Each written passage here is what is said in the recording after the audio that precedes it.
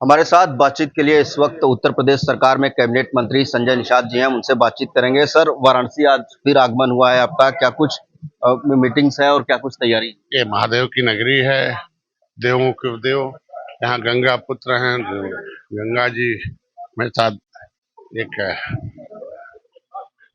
हमेशा पूजनीय है, लेकिन बरसात के समय थोड़ी दैविक आपदा के रूप में देखी जाती है और त्रासदी है। थोड़ा गंगा बढ़ जाने के बाद गंगा पुत्र कुछ ज्यादा प्रभावित हो जाते हैं, उनके साथ और लोग भी होते हैं। तो हम जानते हैं ना बाढ़ के दर्द को, हम लोग रहे हैं, तो उनसे मिलने जाना। हमारे मुख्यमंत्री जी, प्रधानमंत्री जी ने राहत सामग्री को समय सीमा पर पहुंचा दिया, और किसी को कोई दिक्कत हो, कटान है और उनके दवा वगैरह के और भी तमाम है, मैं हम लोग इनकी बुनियादी किसी तरीके से जिन्हें रोजगार मिले, आत्मनिर्भर बने और शिक्षा के तरफ एक प्रेरित हूँ।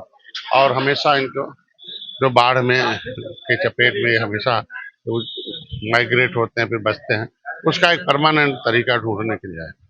मंत्री जी, बीते दिनों आपने देखा होगा बाराबंकी में जिस तरीके से एबीवीपी के जो कार्यकर्ता थे, जो छात्र थे, वो प्रोटेस्ट कर रहे थे।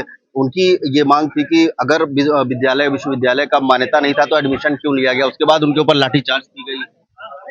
लोकतंत्र में सबको प्रदर्शन और धरना देने का अधिकार दिया गया है, लेकिन ढेर सारे मामले बातचीत से, संयम से, गलतफहमियों से दूर की जा सकती है, और कुछ विषय ऐसे होते हैं बिना जांच के कुछ किया नहीं जा सकता। तो हमें उम्मीद है कि विद्यार्थियों को की अपील करता हूं कि ये मामले बातचीत के, संवाद के जरिए हल किए जाए।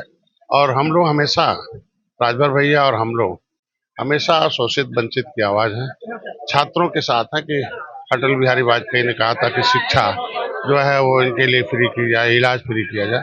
तो ऐसी स्थितियों में हम लोग हमेशा आवाज बनते हैं, तो जो भी थोड़ी बहुत गलतफहमियों से बैठ के दूर होना चाहिए। मंत्री जी, एक आखिरी सवाल, आपने देखा होगा पीडीए, बीजेपी के पीडीए के प्रमुख चेहरे हैं आप लोग, ओम प्रकाश राजभर की बात कर लें, आपकी बात कर रहे हैं, लेकिन एबीवीपी के जो कार्यकर्ता हैं, जो छात्र हैं, उनके एक बयान से नाराज होकर उनके घर पर चले गए, उनके घर पे पथराव किए। आपको लगता है ये सब एक पीडीए के प्रमुख जो चेहरे हैं, जो बीजेपी के साथ है, उनके साथ इस तरीके का व्यवहार करना चाहिए?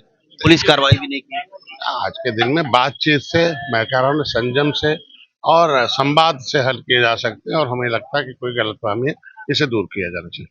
बहुत शुक्रिया बातचीत के लिए। तो ये थे हमारे साथ बातचीत के लिए कैबिनेट मंत्री संजय निषाद जी, जिन्होंने तमाम मुद्दों पर हमसे बातचीत की। वाराणसी से गुरु श्रीवास्तव, भारत समाचार।